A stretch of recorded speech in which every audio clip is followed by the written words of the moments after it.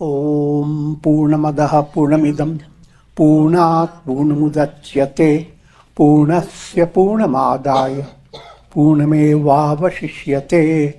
Om Shanti Shanti Shanti. Om Vasudeva Sutam Devam Kansachanuramardanam Devaki Paramanandam Krishnam Vande Jagadgurum. Om. Adorations to Lord Krishna, the preceptor of the universe, destroyer of the forces of darkness, and bestower of immortality. Srimad Bhagavad Gita, in chapter 5th, Karma Sanyaas Yoga, the yoga of renunciation of karma.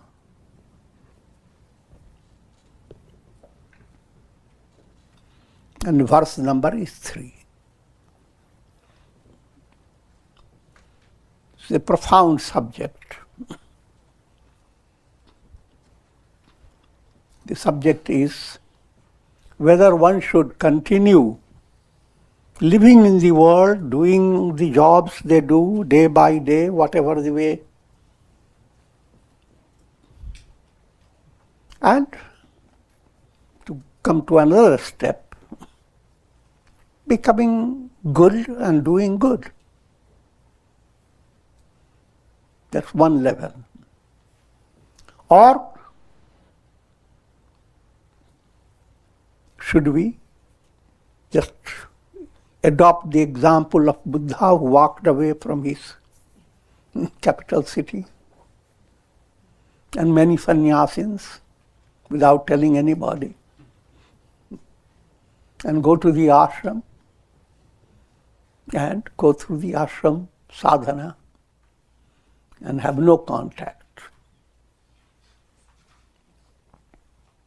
It's called sannyasa. So, two choices are there. Karma, of course, for general masses, karma is, there's no choice. Question, you are involved with karma.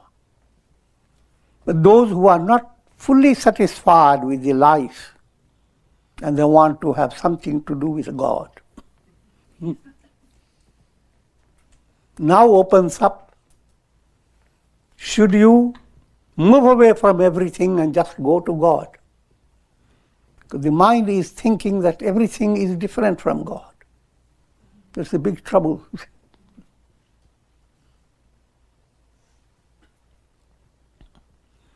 And then people become sannyasis. Then again the mind is not perfectly healthy. Simply because adopting sannyasa order, external show is good. Symbolism is good. But inner state of understanding what is real sannyasa. To give you a simple illustration, some sannyasins have developed the idea they have tremendous vairagya. A friend says, come, I'll show you, peacocks are dancing. The man says, no, only God dances, not.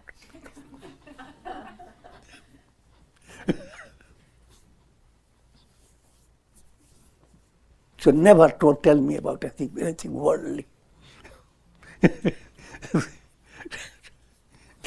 Now this form of thinking leads to terrorism.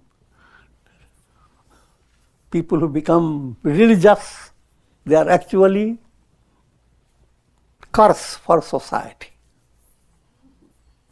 Because what they will bring out through their personality will be something ugly.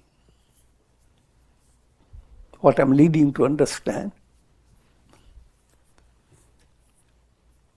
You are solving the problem. Don't become attached to the peacock that is dancing. But as the peacock dances, be attached to God, who is dancing through the peacock. Figure out. That's the first level is immature level, kindergarten. Should I choose peacock or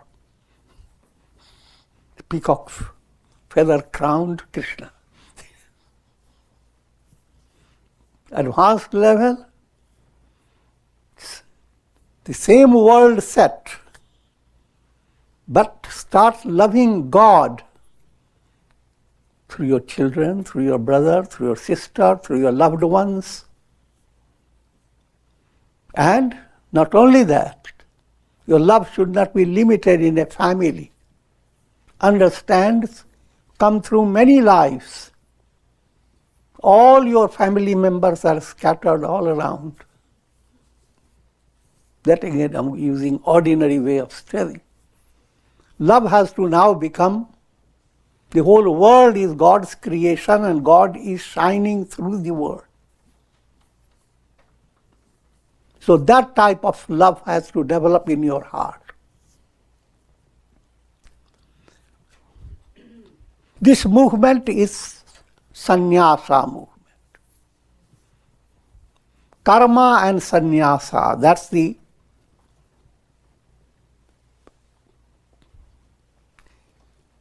trial state. To understand the harmony between the two. Karma and Sannyasa, they are supplementary and complementary. If you don't do your duties, your sannyasa, your internal detachment will not be possible. If your internal detachment is not your objective, your karma will be leading you to bondage. So therefore, both have to become blended. To give you a very simple illustration, you are hungry. What is the solution for hunger? A plate of good food. But the person says, it's in the kitchen cooking. You say, no, don't cook. Give me the food.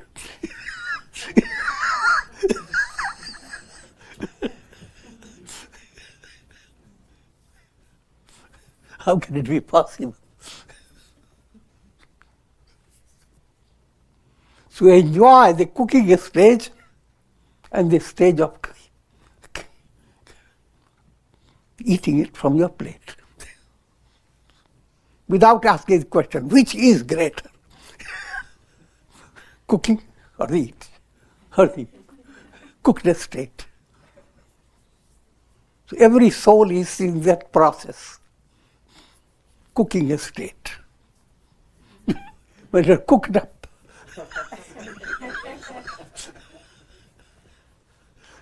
you're God realized. I'm putting some joke into it, but that's Jneyah sa nitya sannyasi yo na dveshti na kankshati nirdvandvo hi mahabhavo sukham bandhat pramuchyate. Arjuna had asked that question, that all the teachings that you have given had confused my mind. You always say you should renounce everything and God alone is real. At the same time, say you have to do your duties. And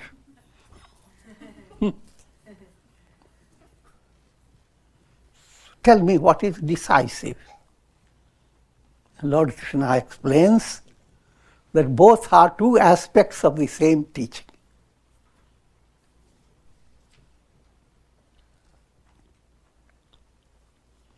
O great Arjuna, one who neither hates nor desires must be considered an eternal sannyasi.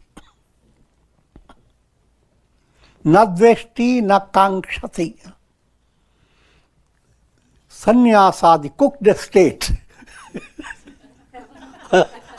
How does it look like?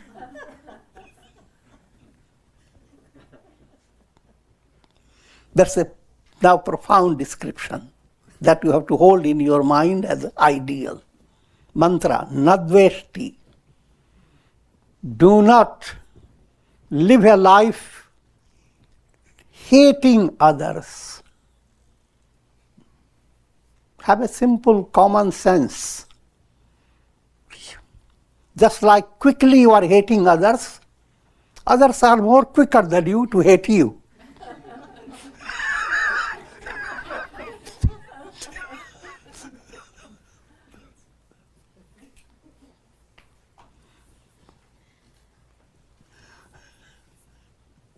So therefore, try to grow up.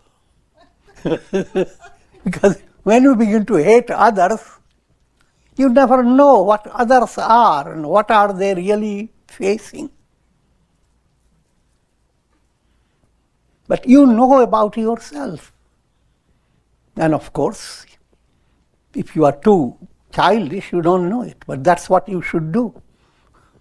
Turn your attention to your deficiencies and make your life more purposeful. That's why in a mantra japa, when you repeat your turn your mala, this finger remains relaxed. This finger is ego, finger pointing. See what God has done. When you point one finger, 3 fingers point to you.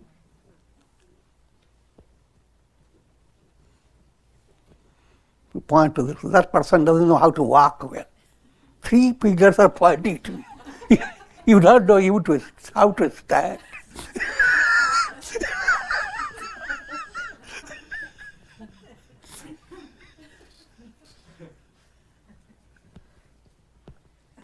The moral of all this, allow your mind to be focused on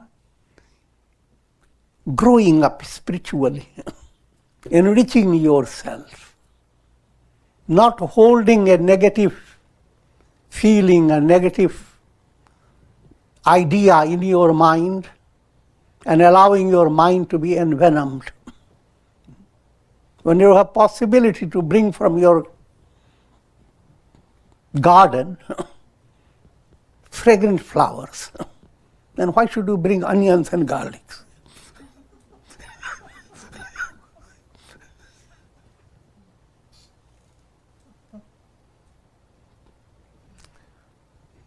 Use every opportunity in your life to bring fragrant ones. Chamelis, canaries, champas. Using Hindi words, but you can figure out.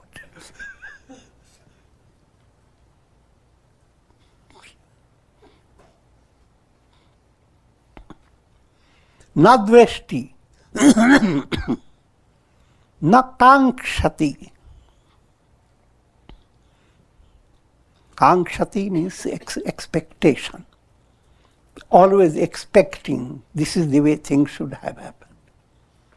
Or expecting somebody is progressing and feeling very joyous because of some attainments, something they have gained.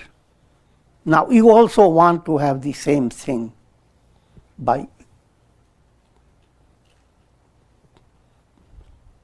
And there are many ways, many aspects of kangshati, constantly thirsting for objects of enjoyment. Next word is nirdvando. Dvandva means a mind that is constantly shaking, no matter what situation.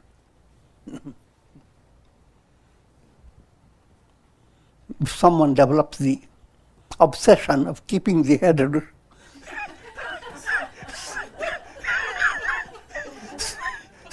swinging all the time. It doesn't look good.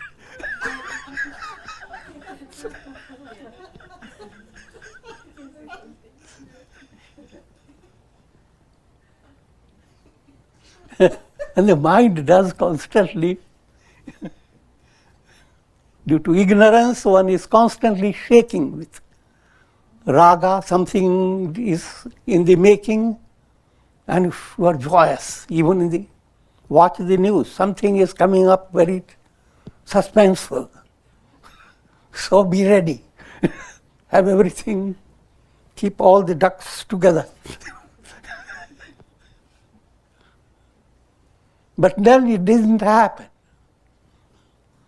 So your head goes on moving this way and that way. The more serious way to understand, you live in a relative world. A relative world means no matter whatever type of situation you face, prosperity, adversity, no matter whatever condition, there are always shortcomings.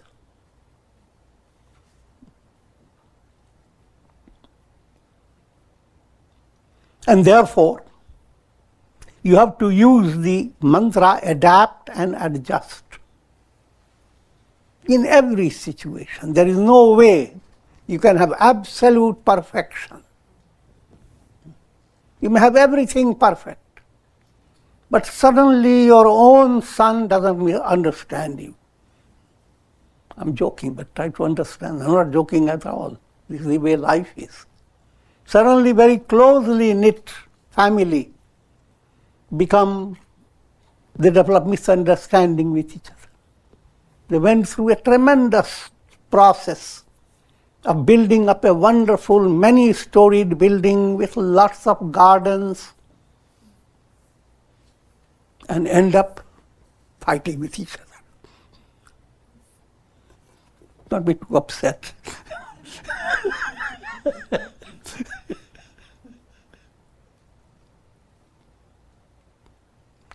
Nirdvando, again, to be more in a broader way, you face the world where there is sometimes too cold, sometimes too hot.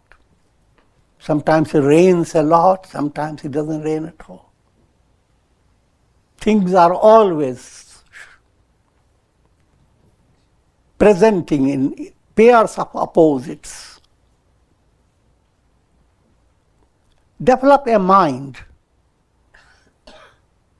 that understands if it is too much heat, earth is drawing all that energy and becoming enriched. For your head is harmful, so get back to your house. But don't go on jumping up saying, too much heat, too much heat.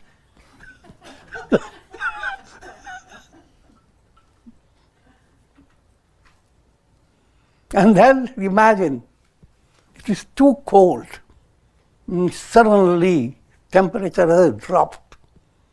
And the news says it's in 20 years that type of dropping didn't happen. And now you go on shouting, La Monga, La Monga. So cold. Everybody is sneezing, everybody has respiratory problems.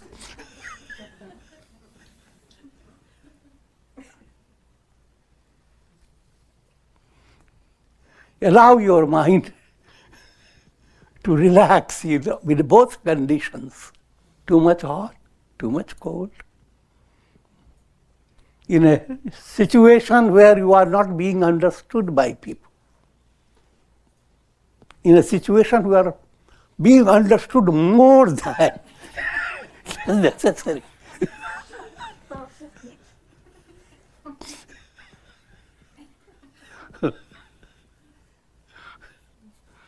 This is called pairs of opposites. Heat and cold, praise and censure, gain and loss. allow, learn the art. Don't be too stiff. Absolutely not. If you don't shake absolutely, that is a negative quality. Then you have become inert, insensitive. Shake, but don't let your root be affected. Rather, if a tree shakes, its root gets nourishment. Ask those people who deal with the planting of trees. So, allow these variations of happenings in your life. See them in the light of love of God. God-ward relation gives you that ability to understand that whatever seems negative, wait and watch. Emerge out of it with in a profound way. And then you will come to realize, just like the moon has come out of a black cloud. Now look at it. Before it was not so bright. But coming out of a dark cloud, it's brighter.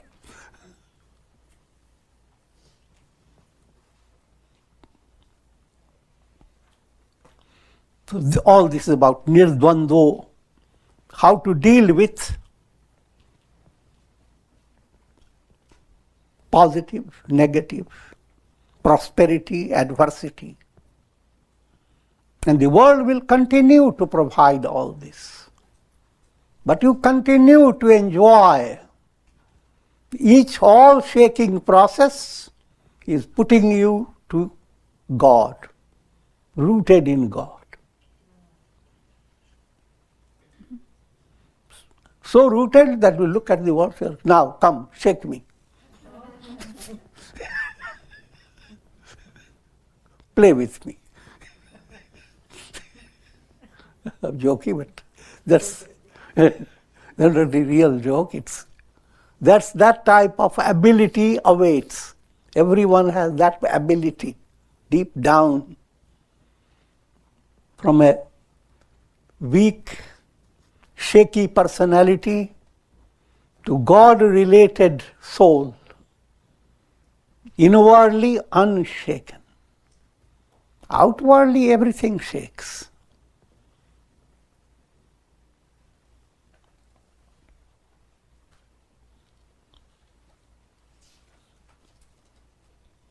And sukham bandhat pramuchyate. 3 types of bondage. Bondage called granthi, knots. Karma, kama, avidya. Karma, knot of karma means you are bonded with your physical body. Kama, you are bonded with subtle desires of your unconscious. Avidya, you are bonded with ignorance. Ignorance, if you ask where it is, what it is just like asking, the sky is bounded by the blue. Now, where is the blue? When did it come? It doesn't exist. Ignorance doesn't exist. But since your vision is limited, you look up to the sky, say, oh, it's how beautiful. The beauty of the sky is the limitation of your vision.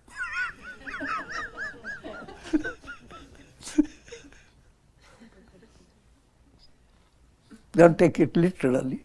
Any beauty is beauty of God. Enjoy it. But to understand the subtle point about ignorance, ignorance doesn't exist. But the inability to have full vision creates an illusion that there is something external that restricts your vision.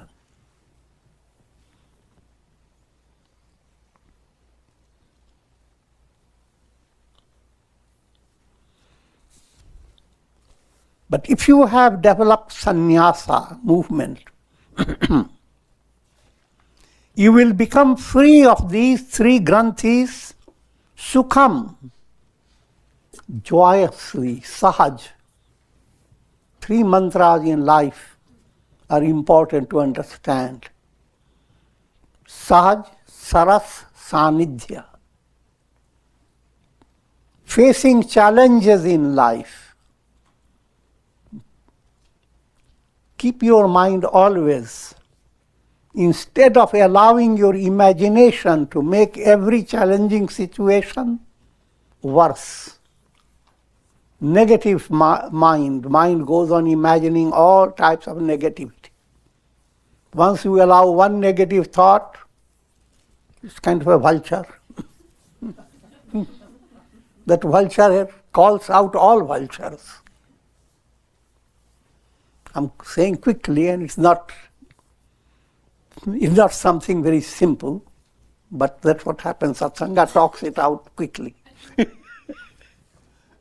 But with great patience, you have to understand how to move away from negative and allow positive to enter. And by doing so, adverse situations pass on and you emerge more enriched.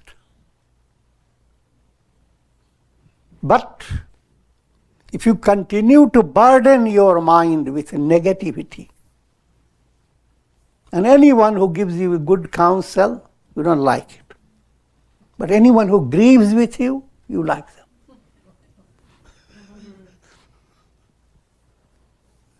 This is the wrong way of going. Ultimately, the situation will pass on, but you will emerge weakened if you have held on to negativity. On the other hand, if you have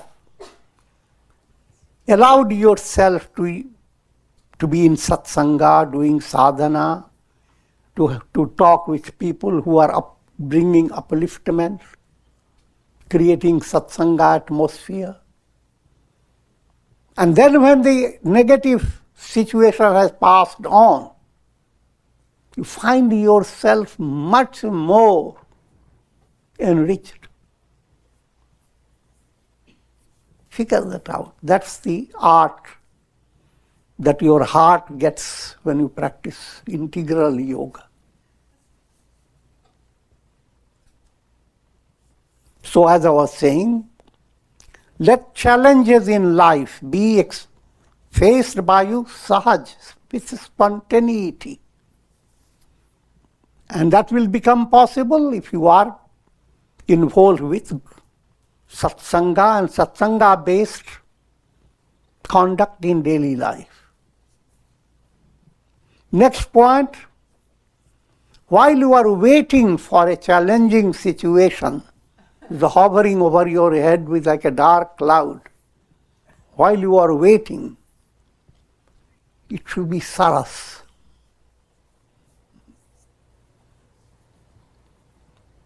Find your iPad. Switch the scene of dancing peacocks. I'm joking.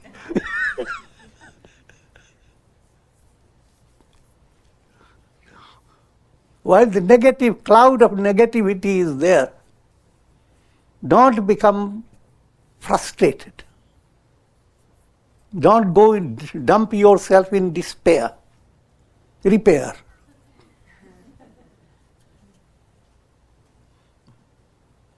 And develop an attitude that this is God has presented austerity,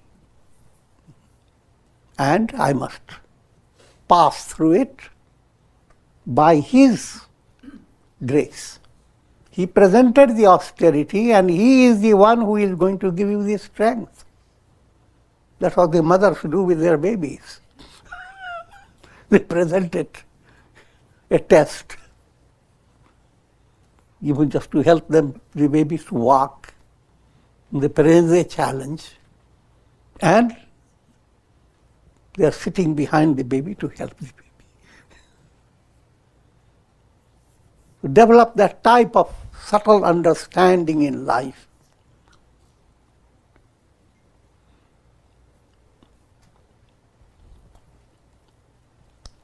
And ultimate goal, that there is no difference between you and God. Absolute attunement. Every human being is ultimately, all souls are like reflected suns in different jars of water.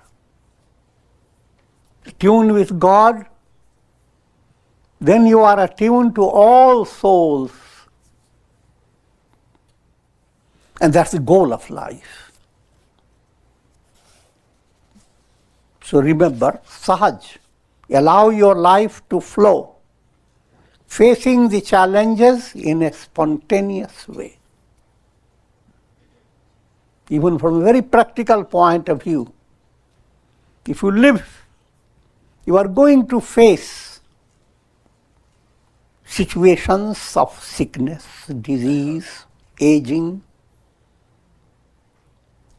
Why do you wait until you age?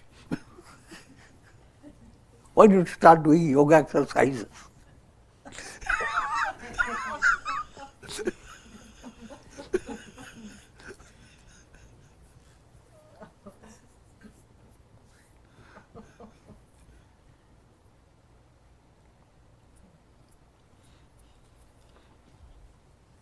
If you do that and make yourself live your life purposefully, aging will become an entertainment. If you have not, aging becomes retired state. You are really tired of the retired.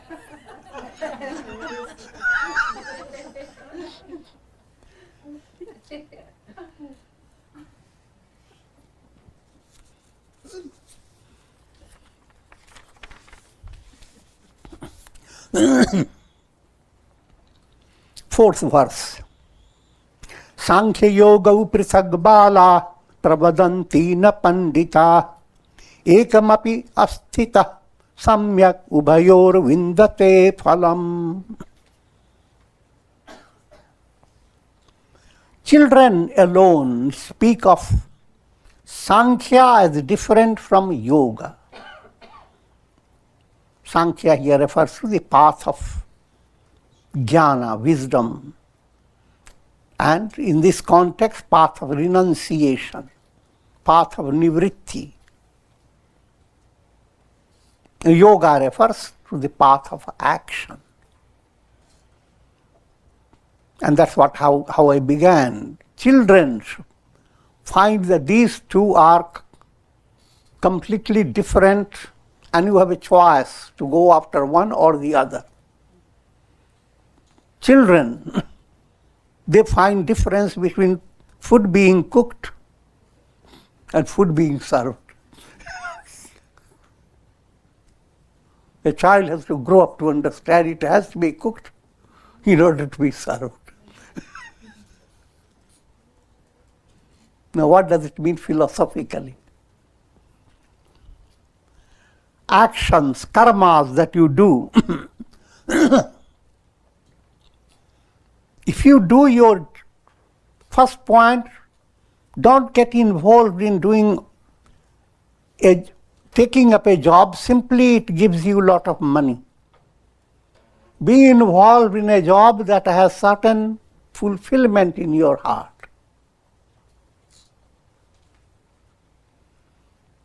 Say, for example, you like to learn literature, you enjoy poetry, you enjoy history. Now take a job where you can share this type of thing, be a teacher. So, even while you are doing your job, there is an internal fulfillment. On the other hand, if you are completely led by greed, you will go into where you can get the big amount of money. But while you are doing it, you are not enjoying it. Life is going in a boredom, All that you are counting the days, looking to the calendar. When will I have vacation? And then imagining where will you go? This type of attitude in life, where can I go, where I can have completely change of things, a delightful appearance.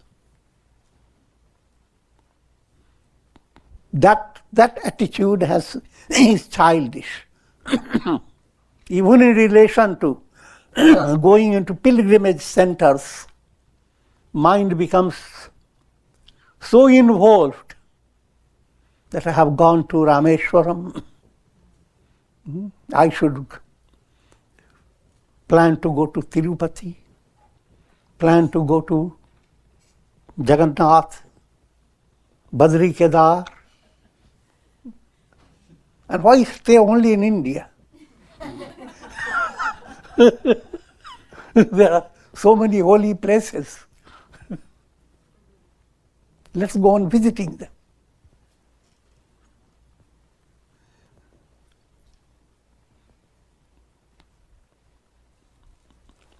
On the other hand, why not develop a grown-up state of understanding that God is not outside. So much so that your very body, mind-body set, is the greatest temple that you can ever find in the world, alive. All temples are just dead bricks.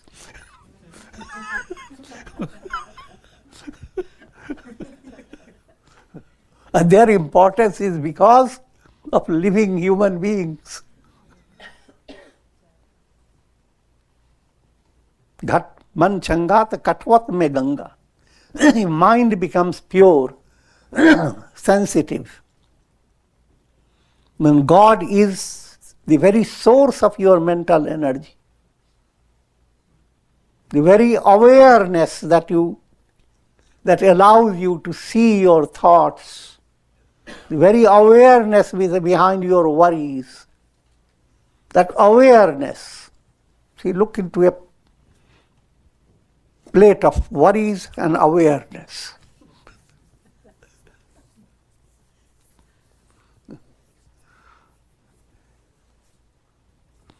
Move away, take away the worries. Just turn to awareness. That awareness is Chaitanya. That Chaitanya is God. Prajnanam Brahma. Just awareness. Awareness is your source. But what happens? Mind makes illusion in that awareness. You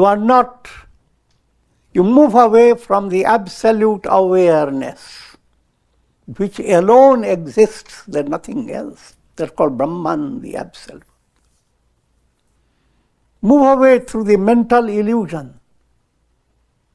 And mind has all its thoughts, called vrittis of the mind. Vrittis of your mind act like cinema projection. And you are trying to find your goal in the realm of your mental expectation. That is a path of ignorance, and you can never succeed. On the other hand, the goal of all goals, pure consciousness, is behind every thought, behind every experience. Let me give you an illustration.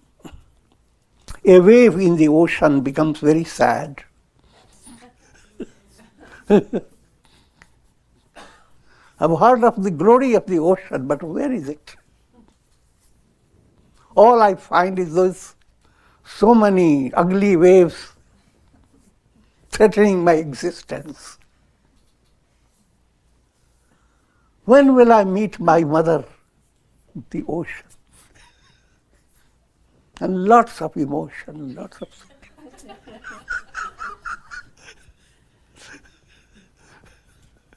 But all this, the way we say, is sustained by the ocean.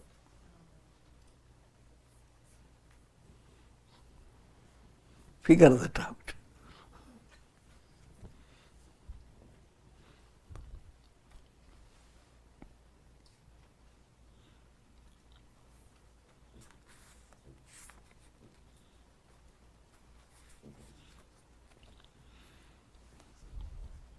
Children alone speak of Sankhya, the path of renunciation, as different from yoga.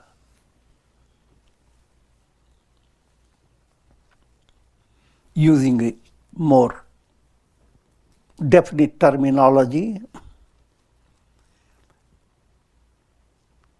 there is always a conflict between karma and sannyasa. Another terminology used, pravritti and nivritti. Pravritti means a type of life you live that ends up giving you another life cycle. And that pleases your mind, the idea that you should move away from this world, that mind cannot accept it. The idea that in Brahman, nothing else is a non-dual. The mind says, it's so boring.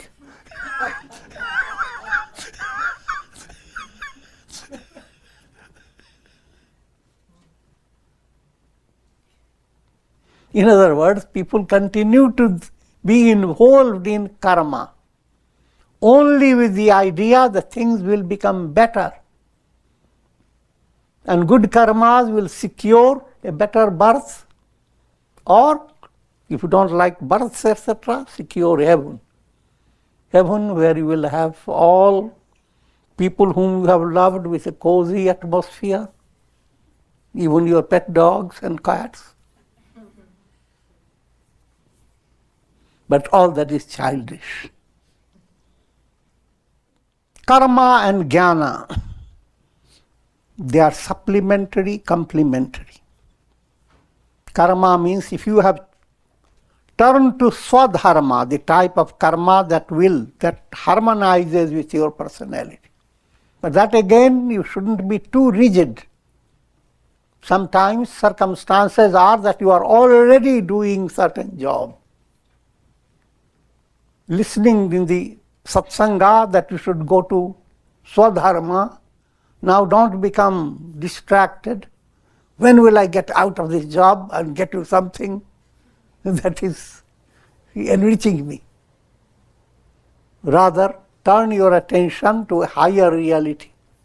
God is placing you in situations. If you are in a situation where you are already doing a job, bring an attitude that whatever job I am doing, it is a worship of God. It's not just pleasing the boss, which is part of it. Because even in the boss, God is there behind his personality. In other words, no matter what you do, if you develop the art of doing it well, efficiently, skillfully,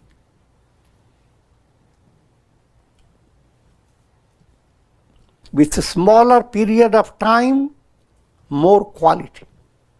That's called skill in action. Yoga karmasu kaushalam. Now, next stage, when you do, there are two objectives while you do an action. Your project, if you are weaving a cloth, making a shirt, or that's your project.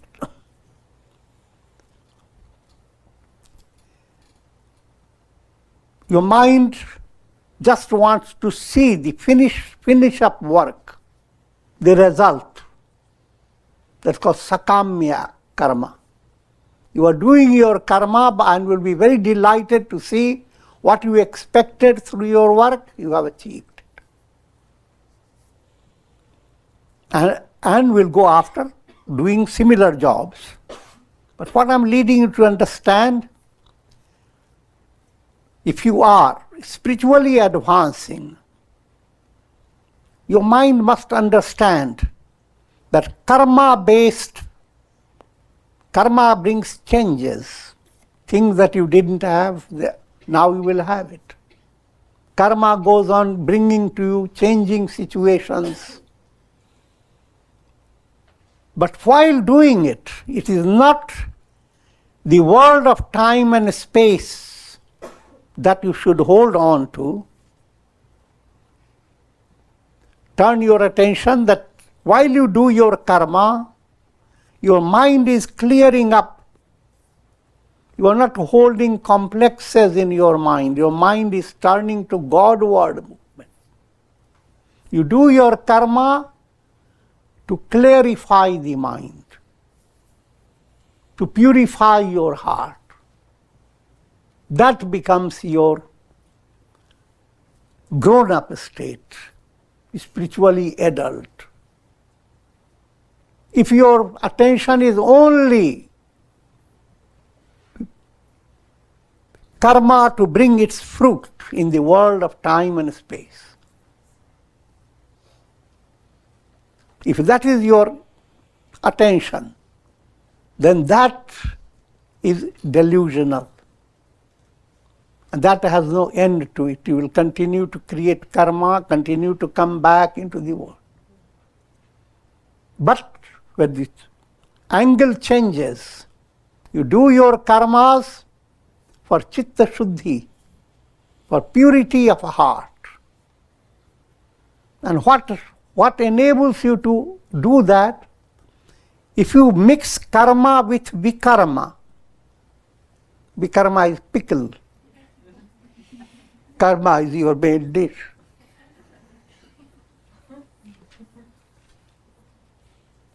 Vikarma means if you blend japa, satsanga, a special attention to being serviceable to others in a profound way, sharing goodness of your heart. If your heart brings out fragrance, open your doors, let others enjoy it. If what is bringing out onion garlic, close your doors. Bring God to purify it.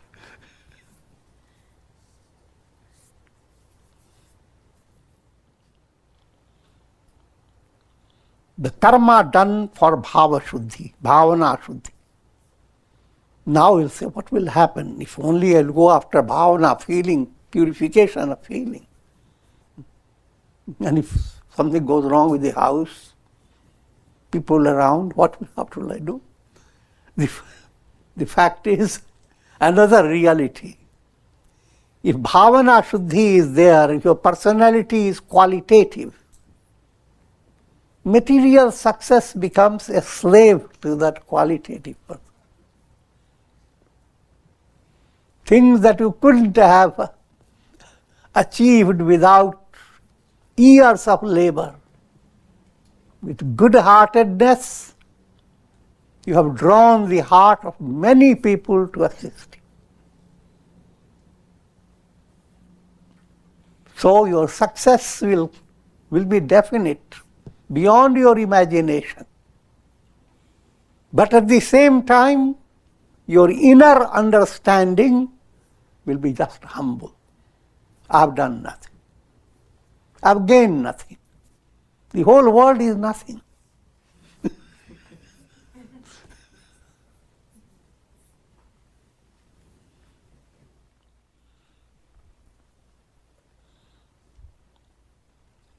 So,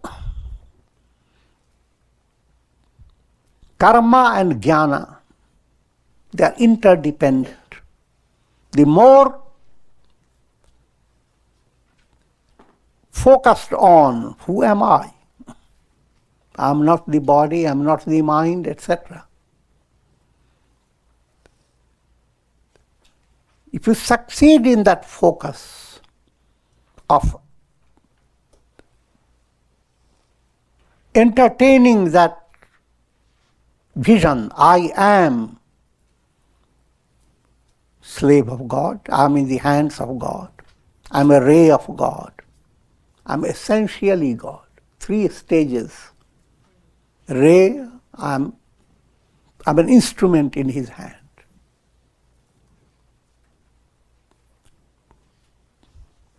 First stage is I'm instrument. Second stage, I'm a ray.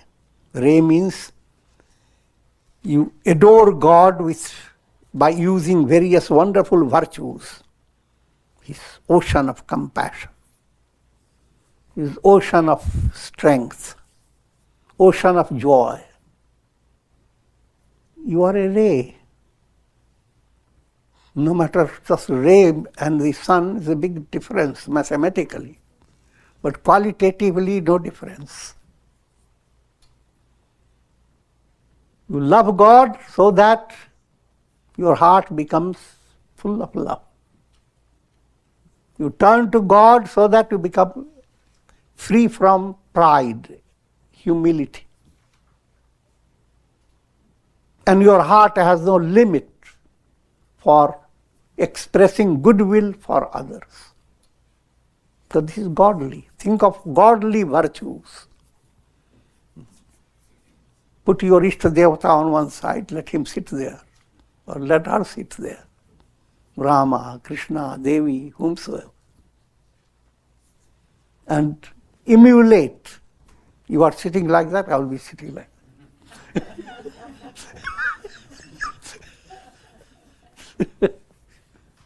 You are compassionate to others, I am also going to. I am dramatizing, but try to understand this is very advanced insight. Grow in the image of God until there is absolute unity. So as I was explaining, 3 stages. First, you are instrument. Whatever you do, draw strength from God, do it as your duty, and continue to view yourself that all your achievement is because of God working through you.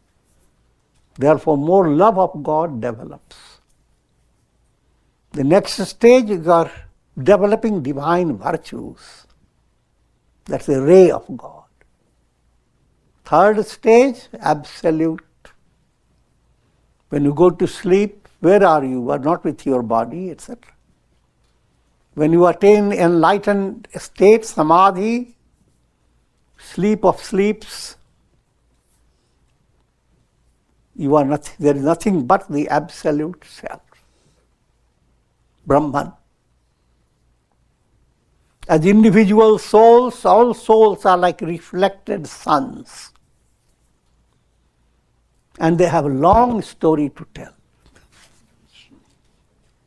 But behind all souls, reality is one simple sun. That has to be assimilated by every individual in all religions.